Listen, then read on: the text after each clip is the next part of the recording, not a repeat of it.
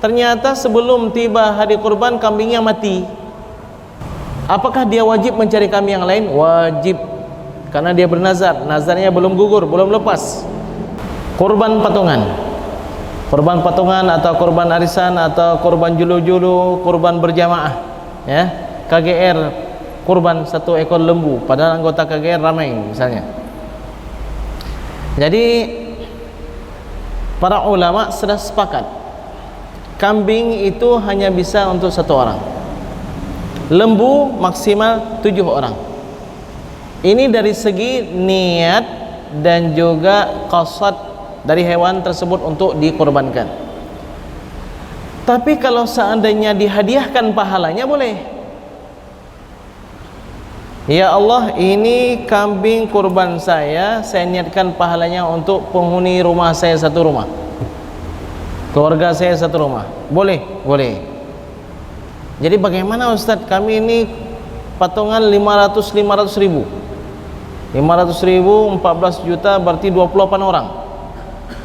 Bagaimana? Kalau seandainya bisa dipertahankan, hendaknya 28 orang ini berkelanjutan selama 4 tahun. Ya. Di tahun pertama sepakatlah dari 28 itu atau diundi, diambil 7 orang yang pertama. 7 orang pertama ini nanti namanya nggak masuk lagi di undian tahun kedua. Jadi diundi lagi di tahun kedua, 7 orang pertama nggak masuk lagi. Jadi 7 orang yang kedua dipilih. Nanti tahun ketiga begitu juga hingga tahun keempat lengkaplah 28 orang.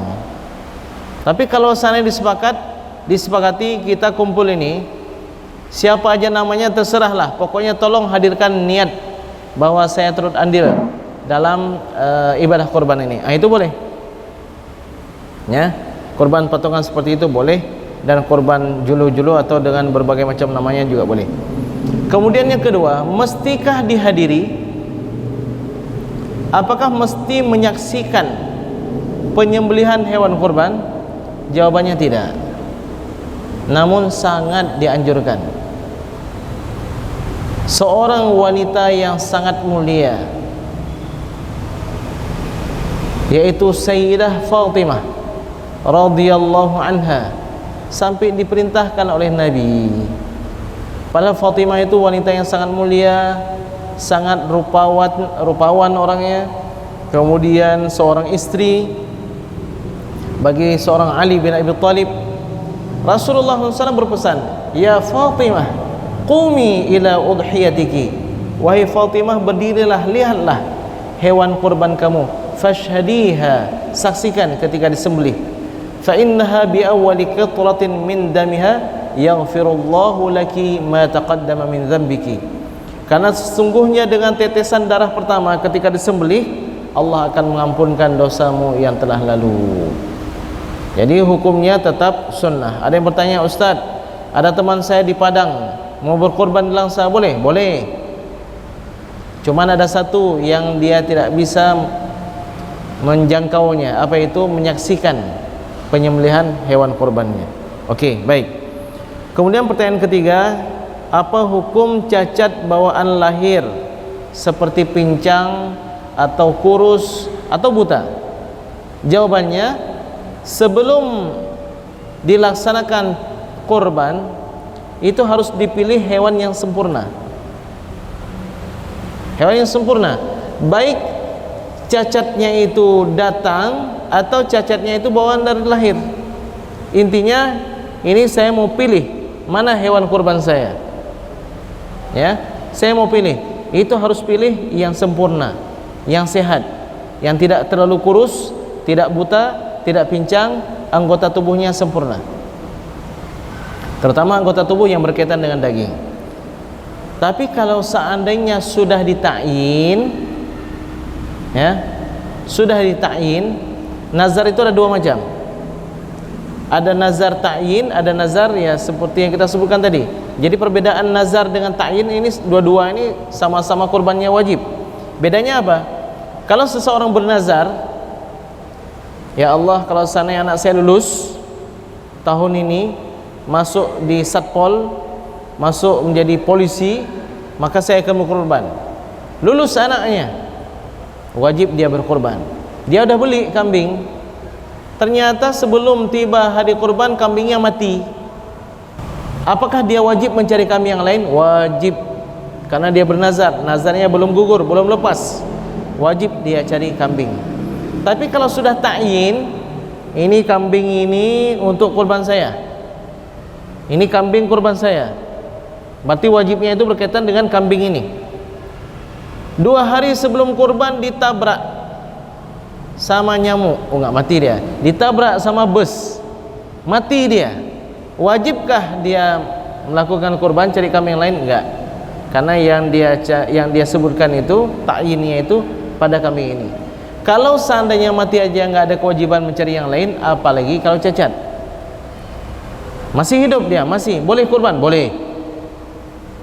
Ya, jadi misalnya ini kambing kurban saya, 2 hari sebelum kurban ada yang usil potong ekornya, ada yang usil potong kupingnya setengah menjadi cacat.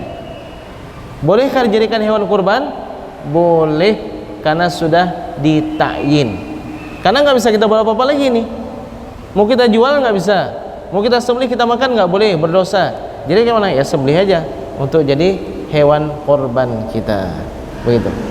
Orang yang sehat masih hidup berniat untuk kurban, sebelum dilaksanakan dia meninggal. Ya, apakah boleh dilaksanakan kurban tersebut? Jawabannya boleh. Karena kurban untuk orang yang meninggal dunia dalam mazhab Syafi'i enggak sampai, ya, kurban untuk orang yang sudah meninggal dunia itu enggak sampai kecuali dengan 2 sebab. Yang pertama ada wasiat.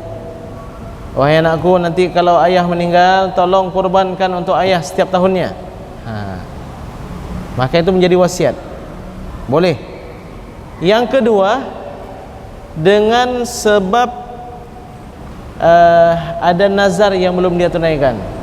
Seingat saya dulu ayah itu, almarhum ayah, ada bernazar kalau seandainya ladang sawit di sana dijual dan beliau berhasil beli, maka beliau akan berkurban.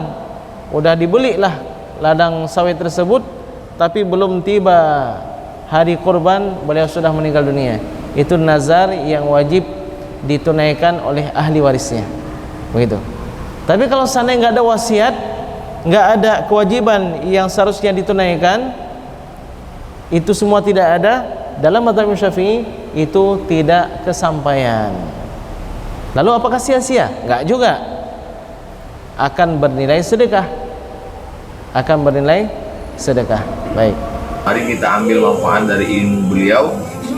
Bisa kita lihat video-video kajian beliau di Ustaz Awalul Zikri Official. Subscribe, like, and share, komen.